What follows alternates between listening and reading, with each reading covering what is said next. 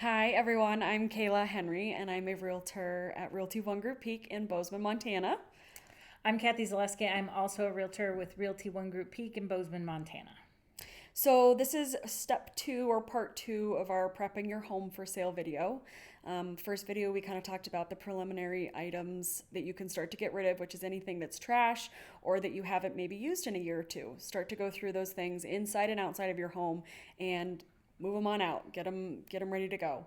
You can do this before you contact a realtor or after you have, but that is pretty much step number one that I'm telling clients to do. So Right. step number two, you've maybe called us.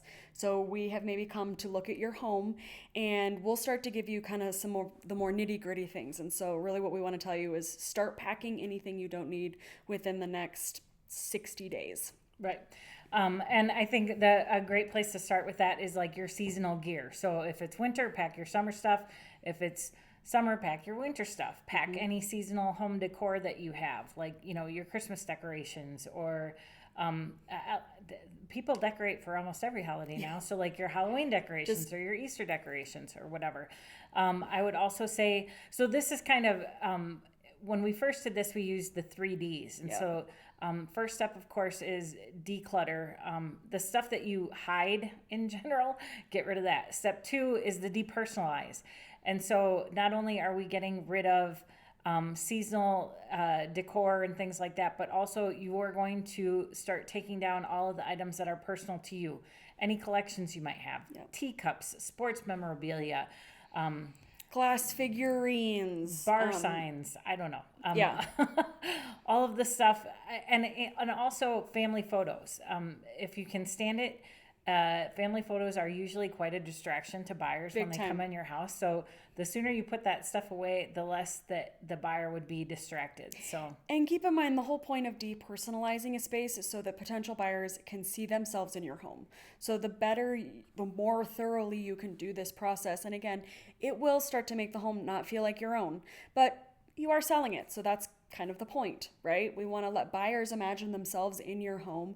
And we also want to help you maybe start to transition and, move into less personal ties with the home. Maybe easier said than done, but that is the goal, is to start to really make the space feel very neutral. right, and I think that we realize that this is going to be uncomfortable. For example, I also have on the list here, I'm getting rid of books and toys. So if you're an avid reader or just a book collector, I would say put the books, pack them, because Keep even two or three. right, even an empty bookshelf is better than somebody getting distracted by what you're reading. And I'm not kidding. Kayla, I know you know what home I'm talking about when I say this woman had this lovely bookcase built.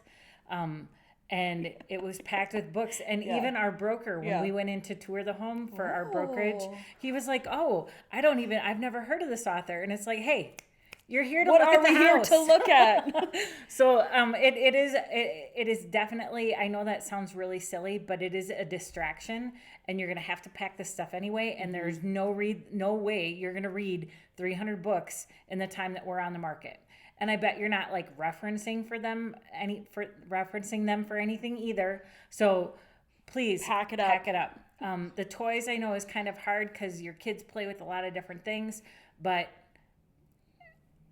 I'm not a mom, but like generally there's probably like 4 or 5 favorite toys that they play with. Maybe you leave those out. You keep a surplus box in the garage for like, okay, we For need weekends. to add something in here. But generally speaking, you can probably do with a whole lot less toys. And I know that feels really hard because you do live there, but the goal is for you not to live there. So the more that as much as you can tolerate, this will get uncomfortable, but It will be uncomfortable in certain circumstances, but then the other key piece is that when it comes time to actually have showings come to your home, it will make it easier to clean your home and have it tidy for those showings coming through, because there's just less stuff to get messed up. So it's really kind of a twofer, if you will, in that, you know, you're starting to pack things early, because again, contracts can, happen in 45, 30 days, sometimes even 2 weeks. If you have a cash buyer who's super eager to get into your property, it'd be nice to be able to take that deal if you can. And part of that would be being able to move out of the home in 2 weeks. Right. So the more you can prep and the more you can set yourself up for success ahead of time, before you're on the market, before you're working through showings and offers and getting, actually moved out, the easier it will feel for you. Right. And so it is a lot of work on the front end. And again, maybe a little bit painful to be living in a home that doesn't have a lot of your own things in it, but it really is going to be easier than the alternative of dealing with all of your stuff while you're trying to move out. Yeah, I think I'm working with a couple right now, and this is a big deal. Like Kaila said, hey, your ability to be able to be fully out of the house in 2 weeks could mean more money in your pocket, very possibly. Or a smoother deal because you've got less contingencies. Having that flexibility is key. Right. So we'll call this part like the second edit, right? You've thrown out all the trash in the first part, all the things that you hide, right? The things that aren't out. Now we're asking you to pack up all the things that are out, that make the home feel like yours, not like an Airbnb. Yep. Okay. And so that, like, if you just really like to have, your sourdough starter on the kitchen counter, like maybe we need It's to put better that, if you can like, dry put it it out away. and save it until you get to the next house or something like that. Yeah. And so this is also a really good time as you're, again, maybe going under bathroom sinks, right, where you store a lot of old shampoo bottles. Make sure, again, you're getting rid of what you don't absolutely need, or you're putting those in nice little totes so that it's very easy to pick them up and move them when the home inspection comes or when it's time to move. But you're also hopefully getting ahead of finding any sort of maybe leaks or major repair items that you weren't aware of. I know you've talked about that, and I think that's also a great time to address these things right now as well. Right. So again, I think the first step is get rid of the stuff you hide. The second step, get rid of the stuff that you leave laying around. Today I moved 6 pair of reading glasses off a countertop. Just, like, I'm sure he uses them for different things, or maybe he just located them all and wanted to put them all in a safe spot. But the reality is like, nobody needs 6 pair of reading glasses, I don't think. Well, because again, not to beat a dead horse, but then to me, I'm like, I wonder why he has 6 reading glasses. And now I'm wondering why someone would have 6 reading glasses, and I'm walking through the home and I may be missing the fact that there's granite countertops underneath that, or the windows have wonderful, light Window streaming coverings through them, or whatever. window coverings or whatever. I mean, the mind is all over the place. Squirrel. Yeah. So even for people who do this all the time, right? We do this all the time. Yeah. It's easy to just get a little bit distracted by things. And so the more you can limit those things, the better your house will show. It'll really showcase the features that we want people to see. And since you've already gotten rid of all the things that are garbage, these things are important and we understand. However, there's also, like, you'll understand how much of that stuff you have, and that maybe some things become less important. Well, and I think another thing for this step as well is keeping in mind that you are going to have strangers coming through your home. And while they will always be accompanied with a realtor, right? Either your listing agent will be there or they'll be with their buyer's agent. It's impossible for any human to have eyes on somebody or 2 people at all times. So putting away any valuables, we'll talk about this a lot in an open house video and just kind of prepping those things, but keeping that in mind as well, that if there's something you absolutely would die if somebody touched, now is a great time to remove that, get it out of the home and in a safer spot. Because we're getting ready to allow people into the home. And we might even, like you said, Kathy, you often like to pre-market homes at this stage, right? Yes. So you might actually bring people through. Right. So as Kayla's mentioned in other videos too, in this town, because people kind of come and go and are here traveling, maybe vacationing or something like that, they might say, to their agent, well, we're really looking for a home in this area, and maybe that agent's in our office. And Kayla says to her buyer, you know what? My colleague has a listing coming up in that neighborhood. It's not on the market yet, but we can maybe get you in there. Just keep in mind that it's not on the market yet. It's not ready yet. Right. But your ability to be this far down the road will, A, make you more comfortable with somebody coming into the home, And B, you could potentially have an offer before you're even on the market, saving your agent money, saving you some money, maybe creating a better deal for you. Creating a better timeline for you, because you can prep and plan a little bit more. If you know this buyer won't close for 2 months, maybe that's okay, because you now get to move out at a more leisurely pace than you would have otherwise. Right. Or you know that you'll have this offer, or you have an offer, so you can make an offer on another property that you're looking to purchase.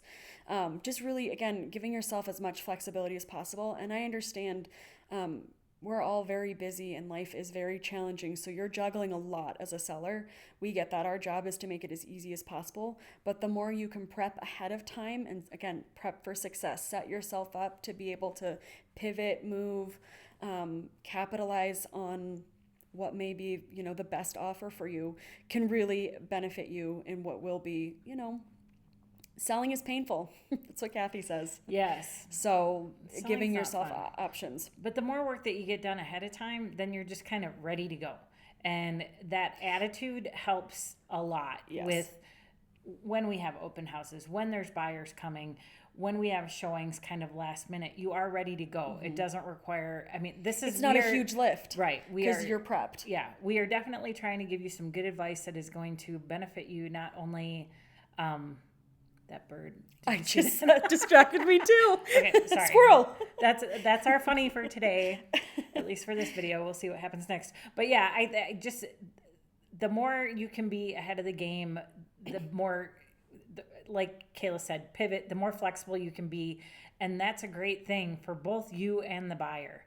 And it's hard. We hear life happens in your home. But again, doing our best with what we can do. Yes. So yeah. Take the time to do it.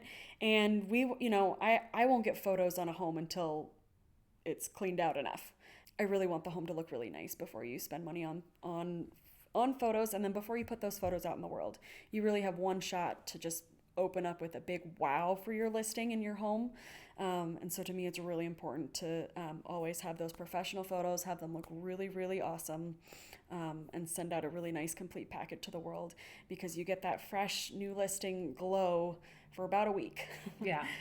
Or maybe even just a couple days. And so if we don't have our best photos, all the people that are looking at your home are gonna be like, maybe that's not quite right. We don't really see the value. That looks whatever. funky, or move on. Right. Wow. And yeah, maybe you update the photos later, but it just feels stale. I think and not to beat this up, this is getting a little bit long, but there are some,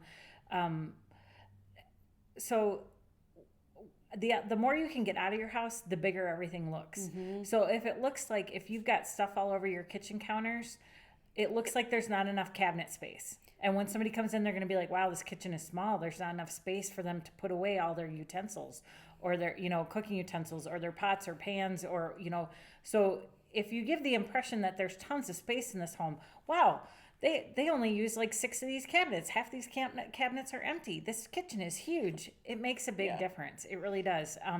If you have really big furniture in your house, eventually Kaila or I might say, hey, can we put any of these pieces of furniture in storage? A lot of people, maybe more my generation than Kayla's, but would buy a bedroom set, right? And the bedroom set's got nightstands and a dresser and a gentleman's chest and a whatever. Okay, do you really need all of those pieces, or would it be better if the bedroom looked way bigger rather than cramped? So this is the stage where we're trying to get as much as we can out, packed, stored, whatever. And this to me is where you do call your realtor, call Kathy or myself, and we will give you that clear list so that you don't have to wonder, well, am I moving too much? Am I not moving enough?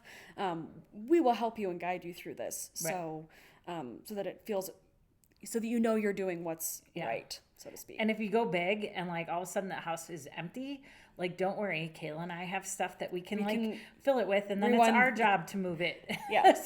so don't worry. We can definitely help you out with that. Yeah.